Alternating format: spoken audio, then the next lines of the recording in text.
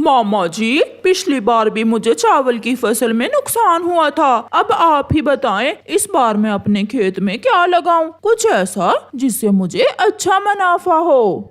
भांजे, आजकल मकई का मौसम है और मंडी में मकई के दाम भी अच्छे हैं। मेरी सलाह है कि तुम इस बार अपने खेत में मकई ही उगा लो। मैं इसीलिए तो आपके पास आया था। मुझे विश्वास था कि आप मुझे कोई अच्छी सलाह देंगे। कालू कौवा अपने मामा जी से सलाह करने के बाद वहाँ से चला जाता है। मकई को पानी की भी जरूरत ज्यादा होती है और देखभाल भी ज्यादा करना पड़ेगी। मुझसे नहीं होगा ये सब। अगर तुम कर सकते हो तो कर लो। तो फिर हम ऐसा करते हैं, हम चिड़िया के पास जाते हैं और उसे आधी फसल का लालच देकर उससे सारे काम करवाते हैं। और ऐसे हमें काम भी नहीं करना पड़ेगा और मकई भी मिल जाएगी। फिर वो दोनों पति पत्नी चिड़िया के पास जाते हैं। और जब फसल तैयार हो जाएगी तो हम आधी आधी फसल बांट लेंगे। कालू भैया, मुझ अकेली से तो सारा काम नहीं होगा। करेंगे, हम भी करेंगे। जो हुआ वो हम भी करेंगे। तुम चिंता ना करो चिड़िया, मैं भी तुम्हारे साथ पूरा काम करवाऊंगी। फिर दूसरे दिन वो सब काम शुरू करते हैं। चिड़िया की बेटी गुड़िया भी चिड़िया के साथ खेत में काम करवाने आई थी। ये रहा मकई का बीज, खेत तैयार है, तुम ये बीज बो दो। और हम दोनों मेरे मैके जा रहे हैं, हम शाम तक आ जाएंगे। आप जाएं, मैं और मेरी बेटी शाम तक ये काम कर लेंगी। फिर चिड़िया और उसकी बेटी काम शुरू करती हैं। गोरी कालू को लेकर अपने मैके चली जाती है। मम्मा, मैं बीज ला कर आपको देती हूँ और आप वो बीज जमीन में दबाती जाएं। मगर ध्यान रखना बेटी, बीज जाया ना हो। ऐसे वो माँ बेटी सारा दिन मेहनत से काम करते हैं, जबकि गोरी और कालू सारा दिन मौज मस्ती करते हैं। और फिर शाम हो जाती है। चिड़िया ने भी सारा काम खत्म कर लिया था और वो अपनी बेटी को साथ लेकर घर चली जाती है। 2-3 दिन बाद मकई के पौधे जमीन से बाहर निकल आते हैं। गोरी और कालू, आप पौधों को पानी दें और मैं अपनी बेटी के साथ फालतू जड़ी बूटियाँ निकालती हूँ। चिड़िया, जब हम फसल आधी आधी बांटेंगे तो सारे दुख भूल जाएंगे। अच्छी होगी हमारी फसल इस बार। फिर कौवा और कौवी पानी लेने नदी की तरफ चले जाते हैं। चिड़िया अपनी बेटी के साथ फालतू जड़ी बूटियाँ निकालती है। बेटी, ये देखें, ये मकई के पौधे हैं। इन्हें छोड़कर दूसरे सारे पौधे हमने इस खेत से बाहर निकाल देने हैं। मगर मम्मा, हम ऐसा क्यों करते हैं? ताकि गैर जरूरी पौधे जमीन से खुराक न लें और हमारी फसल अच्छे से बढ़ सके। गुड़िया अपनी छोटी सी चोंच से काम शुरू करती है। गुड़िया तो ये काम अपनी मम्मा से भी तेज कर रही थी। गोरी, बहुत ठंडी ठंडी छाँव है, मुझे तो नींद आ रही है। तुम पानी लेकर जाओ, मैं थोड़ा सो लेता हूँ। मैं और काम, मैंने तो अपनी माँ के घर भी काम नहीं किया था। मैं तो चली फूल देखने। गोरी फूल देखने चली जाती है और कालू कौवा वहाँ सो जाता है। काफी देर तक जब कौवा और कौवी नहीं आते तो चिड़िया उन्हें देखने नदी पर आती है। ये तो सो रहा है, मुझे ये काम भी खुद ही करना होगा। चिड़िया कालू को जगाए बिना ही नदी से पानी लेकर जाती है और सारे पौधों को पानी देती है। ऐसे दिन रात मेहनत करने के बाद एक दिन आ ही जाता है जब खेत में मकई की फसल तैयार होने को थी। हरा भरा खेत, पौधों पर मकई के भुट्टे देखकर चिड़िया और उसकी बेटी बहुत खुश थीं। मम्मा, अब हमें क्या काम करना होगा? कुछ दिनों बाद हम पौधों से ये भुट्टे अलग कर लेंगे। अब खेत में कोई काम नहीं है। गोरी भी अपना खेत देखने आती है। चिड़िया, फसल तो तैयार होने वाली है, कब काटेंगे हम अपनी मकई की फसल? गोरी बहन, केवल 2 दिन बाद फसल पक जाएगी और फिर हम काट लेंगे। इस बार तो मैं ये मकई की फसल बेचकर सोने का हार जरूर लूंगी। फिर गोरी घर जाती है। कालू, तुम घर में सोए हुए हो और फसल तैयार हो गई है। तो काट लेगी चिड़िया। नहीं कालू, मैंने सोच लिया है। क्या गोरी, क्या सोच लिया है? किसी तरह चिड़िया को कुछ दिनों के लिए जंगल से बाहर भेज दें और पीछे पीछे से सारी फसल काट कर बेच दें। ऐसे हमें आधा मुनाफा नहीं बल्कि पूरा मिलेगा। मैं कुछ करता हूँ गोरी। फिर कालू कौवा एक चिट्ठी लिखता है और चिड़िया के पास जाता है। चिड़िया अपने घर में थी। चिड़िया चिड़िया, मैं खेत में था कि बुलबुल ये चिट्ठी देकर गई है तुम्हारे लिए। कौवा वो चिट्ठी देकर चला जाता है। गुड़िया बेटी, ये चिट्ठी पढ़ो, ये किसकी है? मम्मा, ये चिट्ठी तो नानो की है। नानो की तबीयत ठीक नहीं है, वो आपको बुला रही है। ये सुनकर मम्मा चिड़िया रोने लग जाती है और तुरंत अपनी बेटी को साथ लेकर दूसरे जंगल अपनी माँ की तरफ चल देती है। कालू, चली गई चिड़िया, चिड़िया चली गई। अब हमें जल्दी से सारी फसल काटना होगी। गोरी, दिन में नहीं, हम मकई की फसल रात को काटेंगे, ऐसे कोई देखेगा भी नहीं। और जब चिड़िया आएगी तो हम कहेंगे कि कोई चोर फसल ले उड़ा। हाँ, ऐसा ही है। फिर वो रात को मकई के भुट्टे पौधों से अलग करते हैं। कबूतर जंगल से मकई खरीदा करता था, कौवे रात को उसे बुलाते हैं। कालू, तुम ये फसल रात को ही क्यों काट रहे हो, दिन में क्यों नहीं? यार कबूतर, दिन में गर्मी बहुत होती है, हमसे दिन में काम नहीं होता, इसलिए मैं सारी फसल खरीदने के बाद ही पैसे दूंगा, ये याद रखना।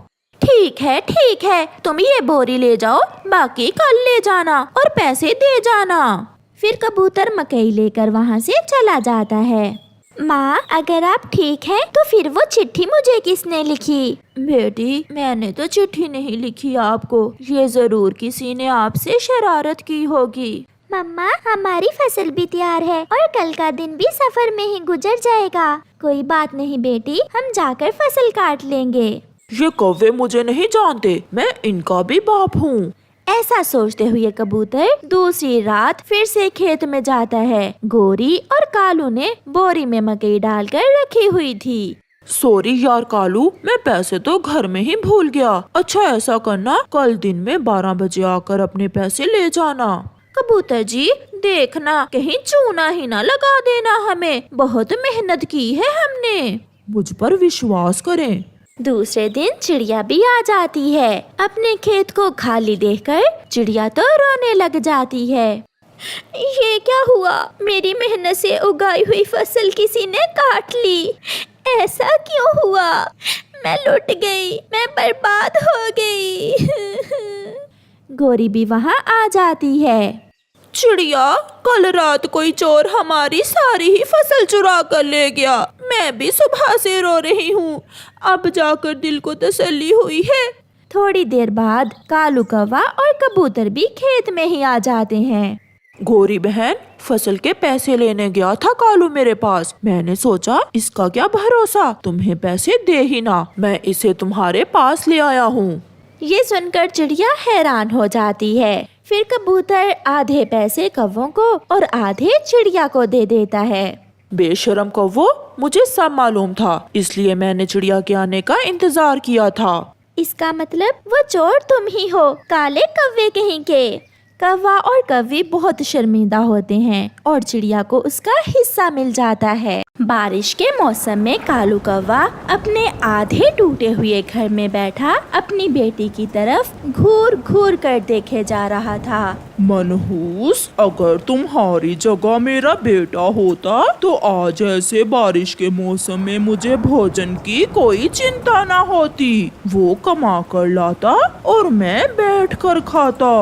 उसकी बेटी, जिसका नाम चुन्नी था, ये बातें उसके लिए नई न थी, इसलिए वो कुछ बोले बिना रोने लगती है। तुम भी तो किसी के बेटे ही हो, क्या कमा कर दिया तुमने अपने परिवार को? पहले अपनी माँ को रुला रुला कर मारा और अब हमारी बारी है।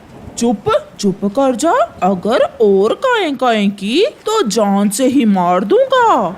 ऐसे बोलता हुआ कालू कौवा घर से निकल जाता है। वो बारिश में उड़ता हुआ जा रहा था। सामने अपने घर के बाहर छाता लिए बैठे हुए कबूतर को देखकर कालू कौवा वहाँ चला जाता है। कबूतर, तुम्हें तो पता है यार मेरी एक बेटी ही है, अगर बेटा होता तो वो मेरे लिए कमा कर लाता। मुझे कुछ पैसे दो ताकि तुम उल्लुओं से जाकर दारू पी सको। अपनी बेटी को बदनाम करने से अच्छा है तुम कोई काम धंधा करो। चल भाग यहाँ से। कौवा वहाँ से चला जाता है और मिट्ठू तोते के पास जाता है। मिठू, तुम्हें तो पता है मेरी बेटी है। हाँ हाँ, अगर बेटा होता तो कमा कर लाता ताकि तुम दारू पी सकते। चल भाग यहाँ से। मिट्ठू तोता कालू कौवे की पूरी बात सुने बिना ही उसे भगा देता है। क्या सुहाना मौसम है। ऐसे मौसम में अगर मुझे दारू ना मिला तो मैं मर जाऊंगा। मगर अब तो कोई मुझे उधार भी नहीं देता। ऐसे सोचते हुए कालू कौवा उल्लू के पास पहुंच जाता है। मित्र, मैं मर रहा हूँ, प्लीज आज मुझे दारू उधार दे दो। मैं लुटा दूंगा आपके पैसे। ऐसे बारिश के मौसम में दारू लाना कोई आसान काम नहीं है, और हम तुम्हें उधार दे दें। मित्र, तुम्हें तो पता है मेरी बेटी ही है। अगर बेटा होता तो कमा कर लाता और मैं मजे मजे से ऐसे बारिश के मौसम में दारू पी सकता। क्या जवान है तुम्हारी बेटी। हाँ, इतनी जवान है कि घर में सारा ही भोजन खा जाती है और मुझे उससे कोई फायदा नहीं है। अच्छा, अगर ऐसा है तो तुम जाओ, मैं शाम को दारू लेकर आ जाऊंगा और तुम्हारे घर में बैठकर ही दारू पियेंगे।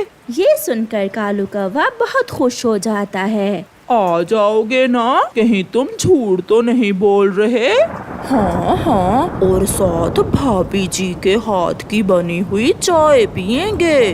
तो फिर मैं जाकर चाय का इंतजाम करता हूँ और तुम दारू लेकर आ जाना।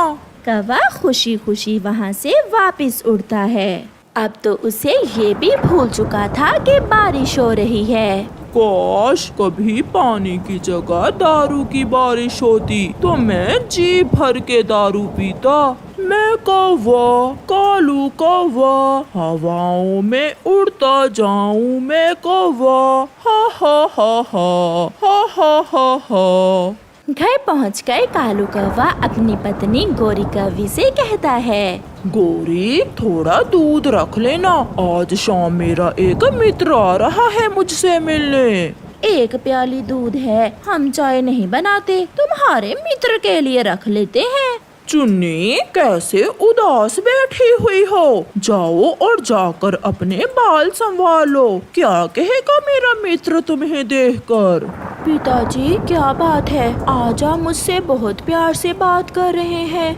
मुझे पता है एक ना एक दिन तुम मुझे इतना कमा कर दोगी कि मैं सारी उम्र बैठकर दारू पी सकूंगा। अब तुम जाओ। मैं देखती हूँ। जी, कौन है आप, किससे मिलना है। भाभी जी, मैं उल्लू हूँ, आपके पति का पुराना मित्र। मिलने आया हूँ उससे। अंदर ले आओ गोरी, इसे अंदर ले आओ। ये मेरा मित्र उल्लू है। उल्लू कौवे के घर में चला जाता है। कौवे यार, तुम्हारा घर तो जगह जगह से टूटा हुआ है। बारिश तो अच्छे से नजर आती है ना घर के अंदर से ही। फिर वो दोनों हंसने लगते हैं। गोरी, जाओ और मेरे मित्र के लिए चाय बना कर लाओ। गोरी रसोई में चाय बनाने चली जाती है। तो फिर लो और पियो दारू।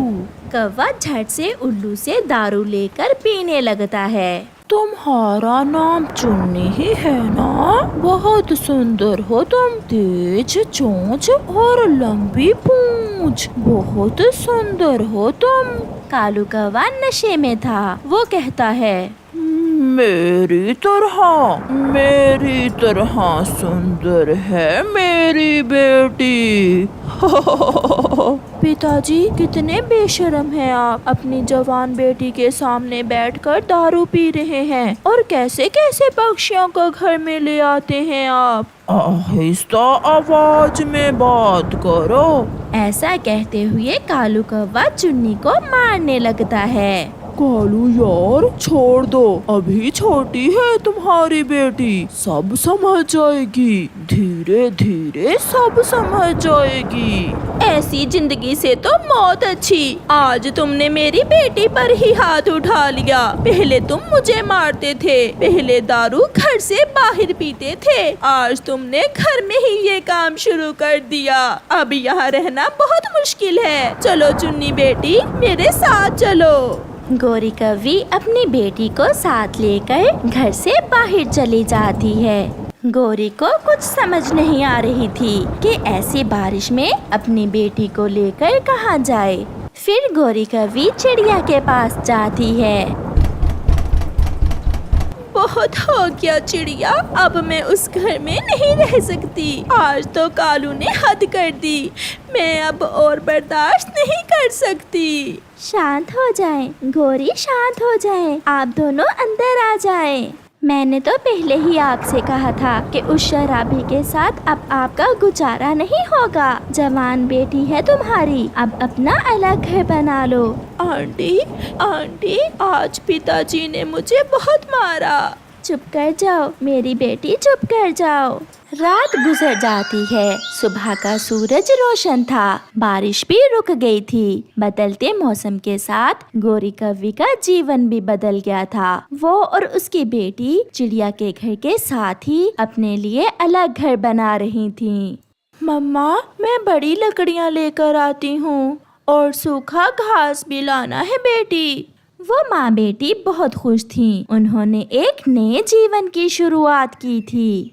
दूसरी तरफ कालू कौवा दारू पीकर मदहोश पड़ा था। वो मरा नहीं, जिंदा था, मगर उसकी जिंदगी का कोई मकसद नहीं था।